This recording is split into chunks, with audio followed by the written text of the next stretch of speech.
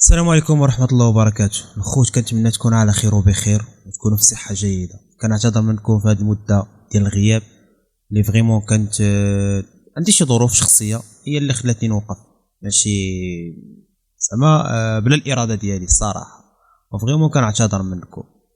على أين هذه قصة جديدة والصراحة غادي نسجلها لكم على شكل بودكاست بحكم باقي ما قديت السيتاب، يعني السيتاب عندي باقي هو غير خصني ندير فيه شي تعديلات وباقي ما ساليتهمش، وقلت نحط لكم البودكاست راي تما نشوف الحل او لا نجيب داكشي اللي غادي نبدلوه في السيتاب عامه. المهم غادي بلا ما نطول عليكم وغادي نمشيو للقصه ديالنا اللي هي عباره عن قصه رعب.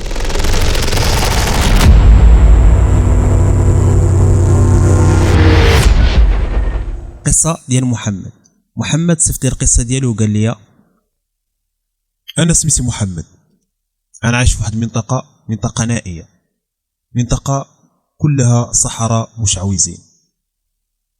واش عمرك تخيلتي انك تعيش في واحد المنطقه اللي ظلمه كحله؟ بالنهار كيكون الضوء، ولكن اين فوا كيأذن المغرب كتشوف الظلمه، كتشوف بحال شي بق طاح على ديك المنطقه، ما كيبان لك والو.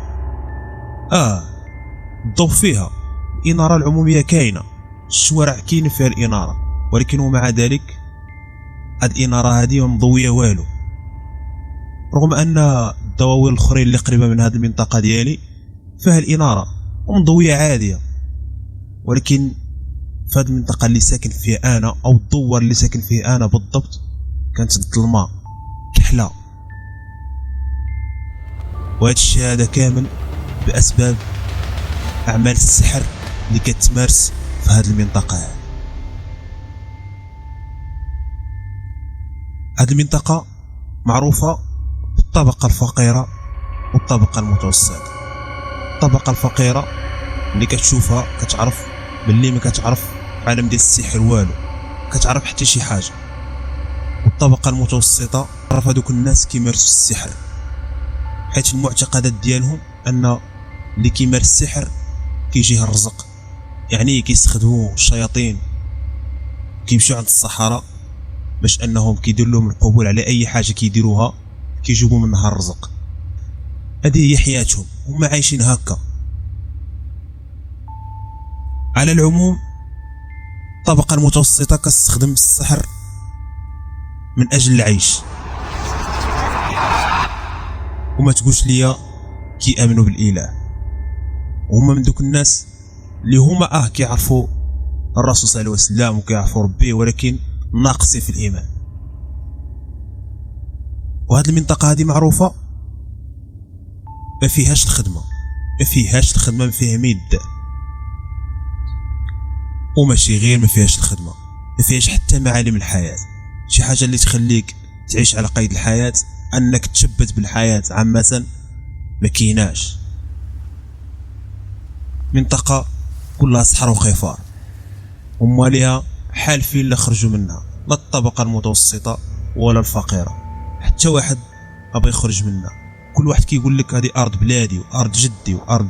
المهم نتوما عارفين العقليه ديال الناس القدام، وباقا كتكرر هذه ارضي وارض ديال جدي، وممكنش لما غادي نخليها ولما غادي نخلي بلادي. المهم نفس الاسطوانه ديما كتعاود. بحكم السحر اللي كتمارس او الشعوذه اللي كتمارس في ديك المنطقه، ولات الدنيا كلها جن وشياطين، وهما اللي مطيحين الظلام على هذه المنطقه هذه. ومن طبيعه الحال هنا ملي كنهضروا على الجن فاننا كنهضروا على الجن المارد او الجن الكافر عامه. وبكثره هذا الجن المارد والشياطين، بنادم في هذه المنطقه ما كيقدرش يبدل حياته، ما كيقدرش يسافر، حتى الا سافر دغيا كيرجع. وهذا الشيء كامل بالطقوس اللي كتمارس في المنطقه. حتى ولادهم سحروا لهم، ما خلاوهمش يخرجوا من هذه المنطقه هذه باش انهم يحتفظوا بالمعتقدات ديالهم ويحتفظوا على الارض ديالهم. هذا هو التفكير ديالهم هما. واللي قاع طول وسافر ومشى حدو عامين كيرجع للبلاد وداكشي اللي جاب كياكلو كيرجع عاوتاني ازيرو، بطبيعة الحال كيتربط في بلادو عاوتاني ونفس المشكله وما كيقدرش يخرج منها. وهذا الشيء هما كيسميوه رجال البلاد. وانا الصراحه من دوك الناس اللي ما كيتيقش بهذا الشيء، حيت انا عارف ما كاين لا رجال البلاد لا والو. وبحكم داكشي اللي شفت انا عارف باللي الطقوس اللي كتمارس في هذه البلاد هي اللي خلات الشباب ديالها يتدمر هكا، لا نفسيا ولا معنويا ولا ماديا. لان هذا الشيء هذا شفتو بعيني من شياطين الانس. يعني بنادم كيدير شي حوايج حتى والله تيهرب ليك بالله. بنادم كيدير شي حوايج الصراحه خارقه للطبيعه، وانت كتستغرب من طبيعه الحال من هذا الشيء هذا لدرجه انك تصدم في بنادم، خصوصا ملي كيكون داك الشخص من العائله ديالك كتشوفو كيدير شي طقوس مرعبه. تعرف هكا تسهر بالليل دوز في الشارع كتكون القمره صافيه وكتشوف واحد ولا وحده كتمارس السحر في وسط الشارع العام. بنادم كيقرا الطلاسم باش يحضر الجن والشياطين، وهذا الشيء كيديروا في 2 ديال الصباح 3 ديال الصباح، المهم 12 الليل للفوق. وبحكم ان السكان كيدخلوا بكري كتخرج هاد الطبقه هذه، يعني الناس ما كتسهرش بزاف بحكم الظلام اللي حالك اللي طايح على المنطقه، كيسهروش الناس بزاف والناس اصلا كتخاف تخرج بالليل. وهكا كيستغلوا هما الفرصه وكيخرجوا للشارع باش يديروا الطقوس هذه.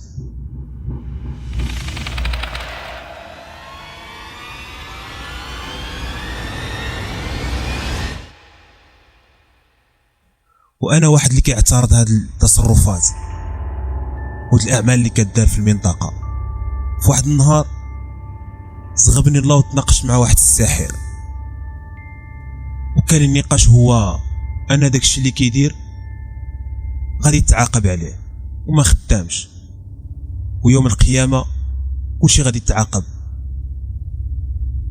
واصلا الساحر يجوز فيه القتل او التوبه ديالو هو القتل، خصو يتقتل. وكان طبيعة الحال النقاش ما عجبوش، ودارت بينا واحد الحوار لدرجه انه فقد الاعصاب ديالو وكيتهجم عليا بشي هضور اللي ماشي هما هادوك. المهم اللي شفتو تعصب لهاد الدرجه هادي، لدرجه انه زعما بغا يتعدى عليا. صافي مشيت في حالاتي، والصراحه ما كانش عليا نتناقش معاه. دازت واحد اليومين وبدات الاحلام كتجيني، احلام مرعبه، احلام يشوفها الواحد يتنفض من بلاصتو. كنعس بالليل كنشوف الناس نايضه من القبر، هياكل عظميه كتم جايه عندي، ملي كتوصل لعندي كتحول الاجسام كلها دخان وعينهم حمر. كاين اللي كتلقى فيهم العينين حمر، واحيانا كيتحولوا بحال ناس متشرده وما عندهمش العينين، واحيانا كيكون العينين ديالهم بويض وشعرهم مشعكك. يعني حالتهم حاله لدرجه انهم كيغرسوا فيك الرعب. احيانا انا كنفيق وانا كنغوت، ما قدرتش نتحمل هذا الشيء هذا. وهذا الشيء للاسف استمر معايا مده، كل ليله كيوقع معايا نفس السيناريو. دازت مده بقيت على هذا الحال مده، وكل نهار كنتفكر داك الساحر وكنقول يا ريت ما تناقشش معاه كاع، ما كانش عليا ندوي معاه اصلا، وما كانش عليا نتسوق ليه اصلا. كانت الحياه ديالي مكرفصه، كنت مرون في حياتي، كنت معذب. النعاس مبقاش كيجيني، كنبغي نعس كنخاف غير نغمض عيني. وصلت بيا لهاد الدرجه هادي، وليت كنحل عيني حتى الصباح، ولكن شحال قدني وفما كيجيني النعاس كتخرج لي نفس الاشباح ونفس القبور كتنوض منها الجثث. حياتي كلها كانت عذاب، ومع مده تحول هذا الشيء للأسوأ. هاد الاشباح ما بقاتش مستمره كتجيني في الاحلام، لا ولات كتجيني في الواقع، لدرجه انني ملي كنخرج للشارع كنحس بشي واحد كيتبعني، وكيبانوا لي الناس ماشي طبيعيين، بحال الناس كتشوف فيا، بحال الناس كتوسوس، شي واحد كيوسوس لي في وداني. كنجلس ناكل داكشي اللي كناكل ما كيكفينيش، كنحس بحال شي واحد كياكل معايا، شي واحد عايش معايا، ماشي غير في الدار، في الشارع، في القهوه، فين ما كنمشي كنحس بشي واحد كاين معايا وماشي غير واحد. كنحس بواحد الطاقه سلبيه دايره بيا. اما الدار ديالي حدث ولا حرج، كندخل الدار كنلقاها مقلوبه مرونه، حتى حاجه ماشي بلاصتها. كوزينه كنلقاها مرونه مقربله. اما الماعن ديال الزاج كلشي كنلقاه متهرس، كلشي مشتت. وماشي غير هادشي، ينفو كنحل الباب كنلقى خيالات سوداء او اجسام سوداء في كل منطقه في الدار. كنلقى الدار عامره بالخيال كحل، وكلهم كيشوفوا فيا، كنشوف في الظلام العينين حمر، كلهم كيشوفوا فيا. لدرجه انني بعض المرات كنحل الباب غير كنشوف داكشي، كنسد الباب كنعلق كنجري كنمشي شي خلا كنجلس فيه. ولكن للاسف هادشي كيتبعني. غير هو الفرق كيبانوا لي في الدار مزيان، اما برا احيانا كتكون غير طاقه سلبيه، وكنحس براسي مخنوق بحال لا باغي ننتحر باغي نموت. كنحس براسي بحال داكشي اللي لابس مضيق عليا، النفس ديالي ما كتبغيش تطلع، القلب ديالي كيبغي يوقف. واخا كيكون البرد كنحس براسي عرقان سخون، شي حاجه ماشي نورمال. في واحد النهار قلت بلا ما نمشي للدار انا نمشي عند عائلتي ساكنه في منطقه اخرى، حيت الوالد من بعد وفاه ديال الوالده تزوج الوالد ومشى للبلاد ديال مرتو، والحمد لله تما ولد معاه 2 خوتي اخرين. وقلت راه نمشي عندهم نبدل الجو. وفعلا داكشي اللي درت، مشيت لعندهم جلست معاهم، والصراحه رحبوا بيا وكانوا فرحانين بزاف لواحد الدرجه كبيره، حيت شحال هادي ما شفتهم وشحال هادي ما زرتهم. المهم استقبلوني احسن استقبال، وكنا ضاحكين ناشطين مع بعضياتنا، وكانت الدنيا بخير، وكنت كنحس براسي بخير على خير وبخير. المهم وصل وقت العشاء، حطوا لينا العشاء وكلشي جالس على الطبله. في اللحظه فاش جيت نمد يدي على الماكله كنشوف اليدين اللي تمدات على الطبله كلها يدين ديال الهياكل العظميه ديال الانسان، ومخالب عندهم كبار. ودوزت عيني على الطباس الكاملين على العائله ديالي، لقيتهم كلهم تحولوا لهياكل عظميه. هنا تنفضت من بلاصتي وغوت واحد الغوته، وما حسيتش براسي امتى فقدت الوعي.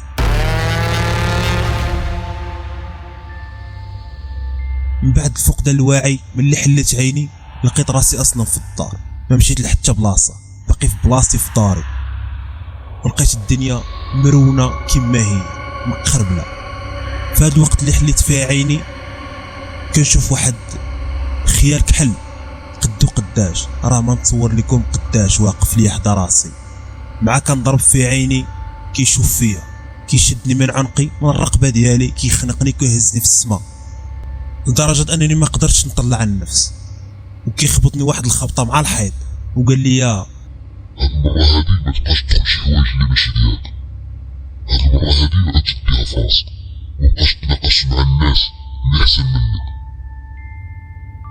انا ما جاوبتوش، انا كنت كنحس غير بالالام.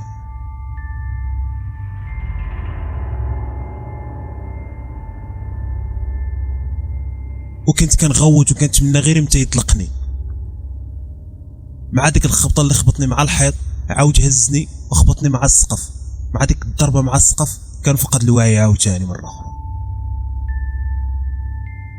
ملي حليت عيني لقيت راسي في السبيطار، ولكن في هاد اللحظه هادي كنلقى الناس دايره بيا، ولكن هاد الناس ماشي برانيين. كنلقى الوالد ديالي ومرتو وجوج خوتي. سولتهم شنو وقع، قالوا لي على سلامتك. قلت لهم شحال وانا هنا؟ قالوا لي 3 ايام وانت في غيبوبه.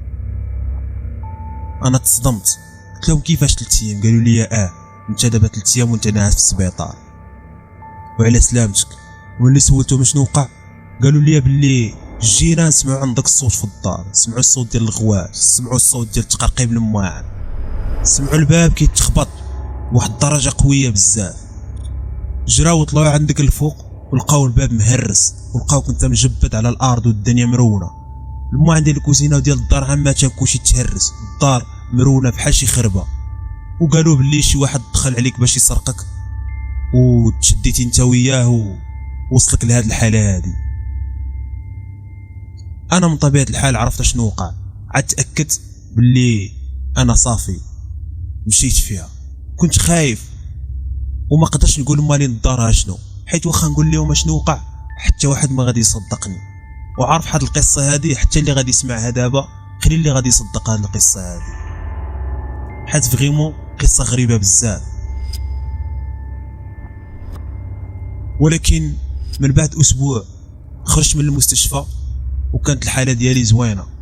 كانت يعني ماشي نقولوا الحمد لله تعافيت من شويه ديال الجروح، وباقي ما بغيتش كليا، ولكن الحمد لله وليت كندخل لداري وكنطلق الرقيه الشرعيه وكنخلي القران عامه في الدار كنسمعوا ليل ونهار.